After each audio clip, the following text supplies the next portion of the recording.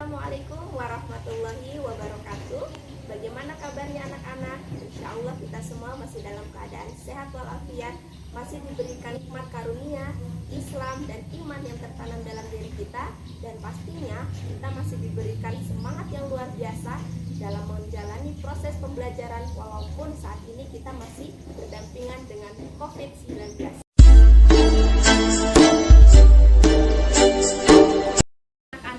Kita akan melanjutkan pembelajaran kita pada mata pelajaran Akidah Akhlak, dan kali ini kita masuk pada KD 3.1 berkenaan dengan materi menghindari dosa besar.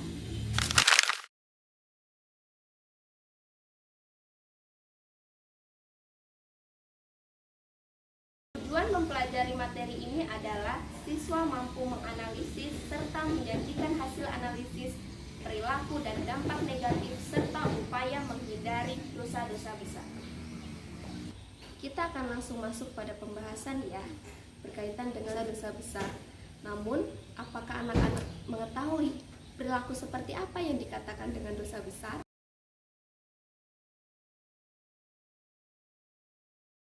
Berkaitan dengan dosa besar, terdapat ciri-ciri yang disebutkan oleh para ulama berkaitan dengan perbuatan tersebut. Di antaranya, yang pertama, terdapat ancaman dari Allah Subhanahu wa Ta'ala berupa siksa api neraka serta kekal di dalamnya. Na'udzubillahi min dzalik. Yang kedua, terdapat had atau hukuman terhadap perbuatan tersebut. Yang ketiga, jika perbuatan tersebut dengan sifat kefasikan. Dan yang keempat, jika perbuatan tersebut dilaknat oleh Allah Subhanahu wa Ta'ala.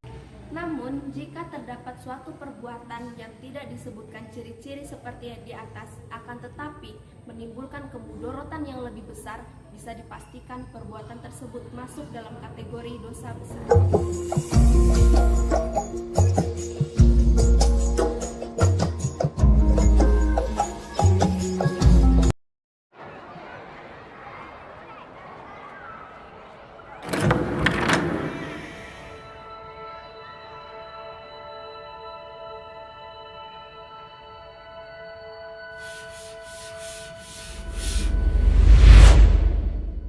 Baiklah anak-anak, kita masuk pada pembahasan berkaitan dengan dosa besar. Meminum khamr. Khamr secara kebahasaan berarti menghalangi dan menutupi. Dikatakan demikian karena khamr mempunyai pengaruh negatif yang dapat menutupi atau melenyapkan akal pikiran. Jadi, dapat dikatakan seseorang yang mengkonsumsi khamr dapat menurunkan tingkat kesadaran serta menghambat akal pikiran. Muhammad Quraish Shihab menjelaskan, khamr adalah segala sesuatu yang memabukkan apapun bahan mentahnya. Minuman yang berpotensi memabukkan jika diminum oleh seseorang yang normal, maka minuman itu dinamakan khamr, sehingga haram hukumnya untuk dikonsumsi.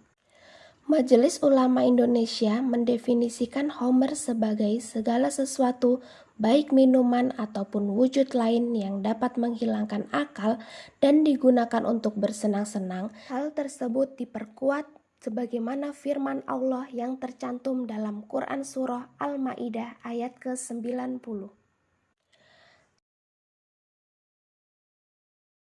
Dampak dari mengkonsumsi khamr. Yang pertama yaitu melanggar larangan agama. Dalam Quran Surah Al-Ma'idah ayat ke-90, Allah Subhanahu wa Ta'ala menegaskan bahwasannya menyamakan perilaku seseorang yang mengkonsumsi khamr itu sama dengan perilaku setan. Maka dari itu, patutlah harus untuk dihindari. Yang kedua yaitu memicu perbuatan jahat lainnya. Abdullah bin Amr berpendapat bahwa meminum minuman keras merupakan dosa yang paling besar, dan tidak diragukan lagi bahwa perbuatan itu merupakan induk dari segala keburukan, dan orang yang meminumnya akan dilaknat oleh Allah Subhanahu wa Ta'ala. Dampak dari mengkonsumsi khamar selanjutnya yaitu terlarangnya melaksanakan ibadah. Sebagaimana diketahui bahwasannya ibadah harus dilaksanakan dengan penuh kesadaran dan ketulusan. Hal tersebut pun diperkuat oleh firman Allah dalam Quran Surah An-Nisa ayat ke-43. Selanjutnya, menimbulkan gangguan mental organik. Orang yang mengkonsumsi khamar dapat menimbulkan gangguan mental organik, yaitu gangguan dalam fungsi berpikir, merasakan, dan berperilaku. Dampak dari meminum khamar selanjutnya yaitu mendapatkan sanksi. Pertama, sanksi agama. Al-Nasai dari Ibnu Umar menyampaikan bahwasannya Rasulullah Shallallahu Alaihi Wasallam bersabda, tidak akan masuk surga pembangkang dan pecandu minuman keras. Para fuqaha menyampaikan bahwa peminum khamar itu dikenakan had atau hukuman, yaitu dicambuk sebanyak 40 kali sesuai yang dilakukan oleh Rasulullah Shallallahu Alaihi Wasallam. Yang kedua yaitu sanksi hukum. Sanksi hukum terhadap orang yang mabuk-mabukan sudah diatur dalam Kitab Undang-Undang Hukum Pidana pasal 536, 537, 538, dan 539. Dari pidana denda sampai pada pidana kurungan.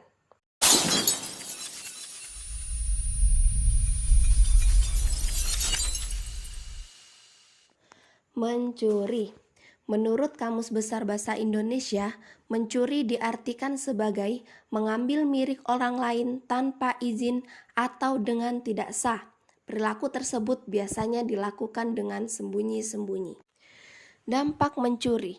Yang pertama bagi si pelaku adalah mengalami kegelisahan batin, karena si pelaku akan selalu merasa dikejar-kejar, akan rasa takut terbongkar perbuatannya. Selanjutnya mendapatkan hukuman. Orang yang terbukti mencuri akan dikenakan sanksi berupa hukuman sesuai dengan peraturan perundang-undangan yang berlaku.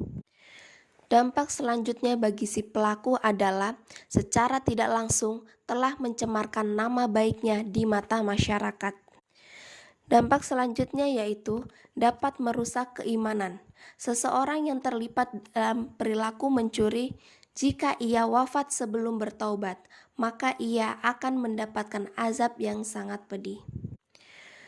Dampak bagi korban dan masyarakat. Yang pertama, menimbulkan kerugian dan kekecewaan.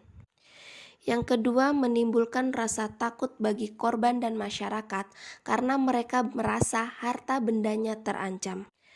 Selanjutnya, perbuatan pencurian merupakan perbuatan yang mengabaikan nilai-nilai hukum. Apabila terus berlanjut, akan memunculkan hukum rimba di mana yang kuat akan memangsa yang lemah. Beberapa upaya untuk menghindari perilaku pencurian. Yang pertama, mensyukuri nikmat Allah. Seseorang harus menyadari bahwasannya rizki yang dititipkan oleh Allah Subhanahu wa Ta'ala merupakan karunia terbesar yang harus patut disyukuri oleh seseorang. Dengan demikian, meningkatkan rasa syukur kepada Allah merupakan salah satu cara yang dapat dilakukan seseorang untuk menghindari perilaku mencuri. Hal tersebut sebagaimana firman Allah Subhanahu wa Ta'ala dalam Quran Surah Ibrahim ayat ke-7. Yang kedua, menghormati hak milik orang lain. Salah satu bentuk penghormatan terhadap hak milik dinyatakan dalam Al-Quran dengan larangan memakan atau menggunakan hak milik orang lain secara tidak sah. Hal tersebut tercantum dalam Quran Surah Al-Baqarah ayat ke-188. Selanjutnya yaitu meningkatkan etos kerja. Perilaku pencurian merupakan larangan dari Allah Subhanahu wa Ta'ala. Oleh sebab itu, seseorang harus menyadari dengan cara meningkatkan semangat kerja dan menghindari kemalasan, sehingga perilaku mencuri dapat dicegah dengan baik. Beberapa hikmah larangan mencuri diantaranya yaitu terjaminnya hak milik seseorang, kemudian orang akan termotivasi untuk senantiasa bekerja keras. Selanjutnya, terjaminnya tata kehidupan sosial yang damai serta harmonis. Kemudian, dengan adanya ancaman hukuman bagi pelaku pencurian, maka orang akan berhati-hati dan tidak melakukan perbuatan pencurian. Perbuatan yang masuk dalam kategori dosa besar selanjutnya yaitu durhaka kepada orang tua. Bismillahirrahmanirrahim. واعبدوا الله ولا تشركوا به شيئا وبالوالدين إحسانا وبذي القربى واليتامى والمساكين والجار ذي القربى والجار الجنب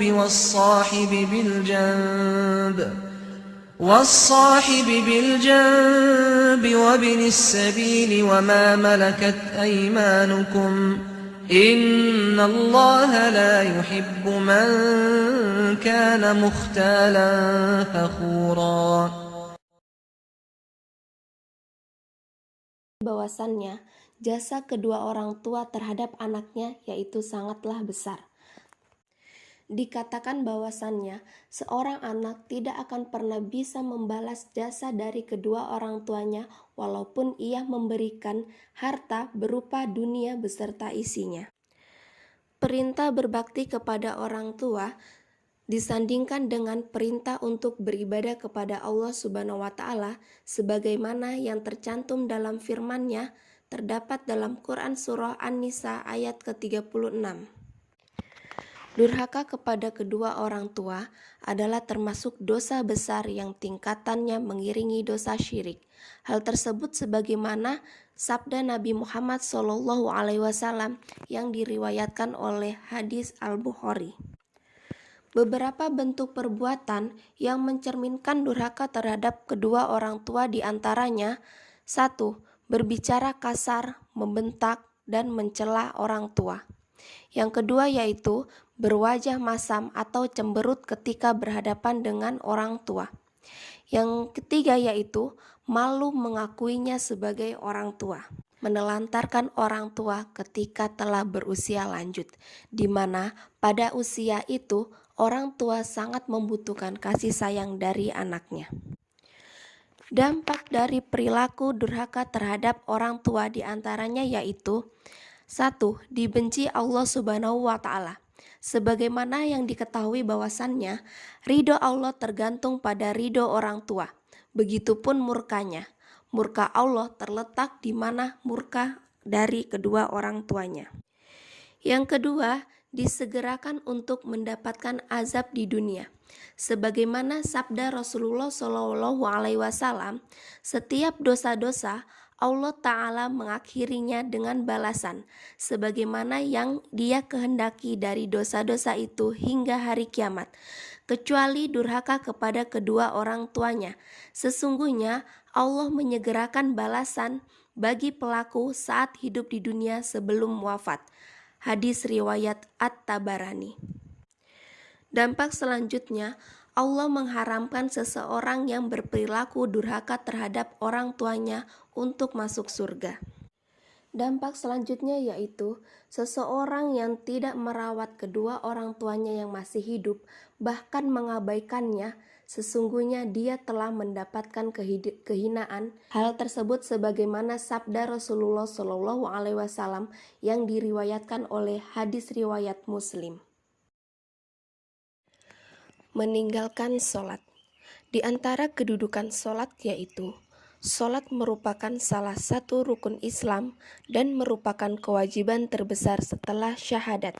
Rasulullah SAW bersabda, Buniyal Islamu alal khamsin, syahadatin alla ilaha illallah wa anna muhammadar rasulullah wa iqamis sholah wa ita'iz zakah wal haji was saumur ramadan. Islam dibangun di atas 5 tiang, syahadatan la ilaha illallah, dan Muhammad Rasulullah menegakkan sholat, memberikan zakat, haji, dan puasa Ramadan. Hadis riwayat Bukhari. Kedudukan sholat selanjutnya yaitu amalan yang pertama kali akan dihisap oleh Allah Subhanahu wa Ta'ala ketika di hari kiamat. Oleh sebab itu, perilaku meninggalkan sholat termasuk dalam kategori dosa besar. Beberapa dampak meninggalkan sholat diantaranya menyebabkan kesesatan.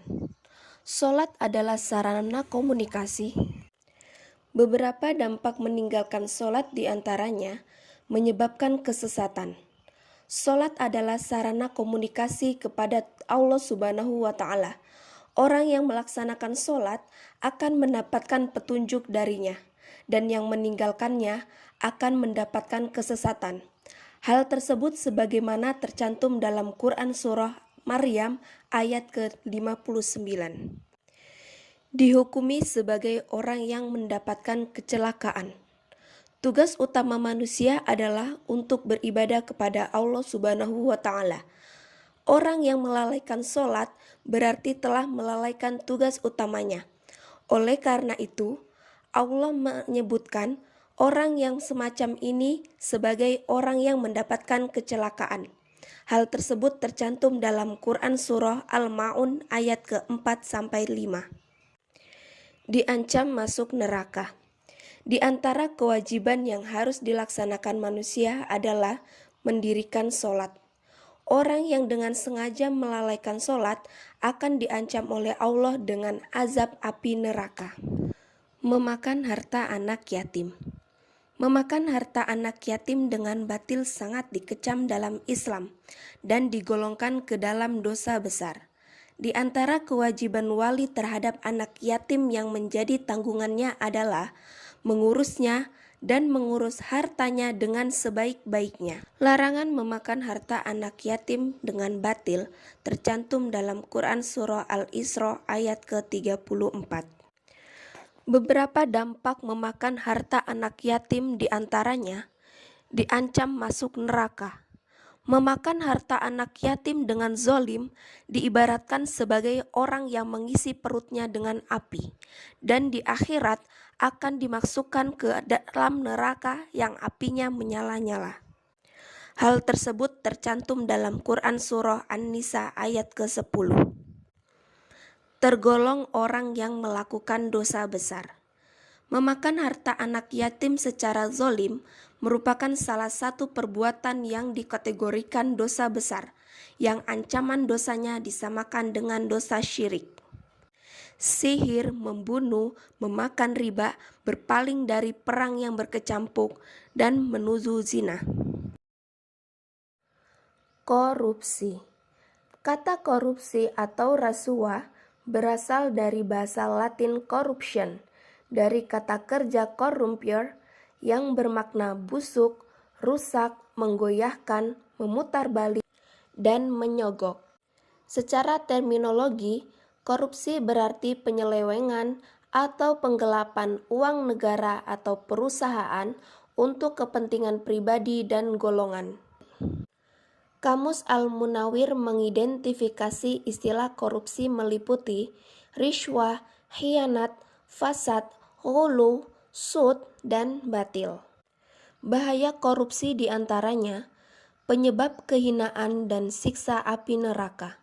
Nabi Muhammad SAW bersabda, karena sesungguhnya ghulu atau korupsi itu adalah kehinaan, aib, dan api neraka bagi pelakunya. Menyengsarakan rakyat. Dengan adanya korupsi, maka kehidupan rakyat akan menjadi tidak terurus dan menderita. Karena seseorang yang terlibat dalam tindak pidana korupsi telah menyelewengkan amanat yang diamanatkan kepadanya. Terhalang masuk surga. Rasulullah SAW bersabda, barang siapa berpisah ruh dari jasadnya atau meninggal dalam keadaan terbebas dari 3 perkara, maka ia dijamin masuk surga, yaitu kesombongan, ghulu atau korupsi, dan hutang. Bahaya selanjutnya yaitu doanya tidak dikabulkan. Harta yang didapatkan dengan cara korupsi adalah haram, sehingga ia menjadi salah satu penyebab doanya tidak dapat dikabulkan. Na'udzubillahi min zalik. Beberapa upaya pemberantasan tindak pidana korupsi diantaranya: 1. Strategi preventif. Strategi ini merupakan upaya pencegahan agar seseorang tidak terjerumus ke dalam perilaku korupsi.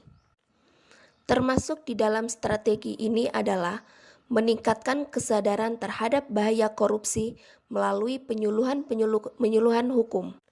Begitu juga dengan meningkatkan keimanan adanya hari perhitungan amal yaumul hisab di akhirat kelak, bahwa seluruh amal perbuatan manusia akan dimintai pertanggungjawabannya oleh Allah Subhanahu wa Ta'ala.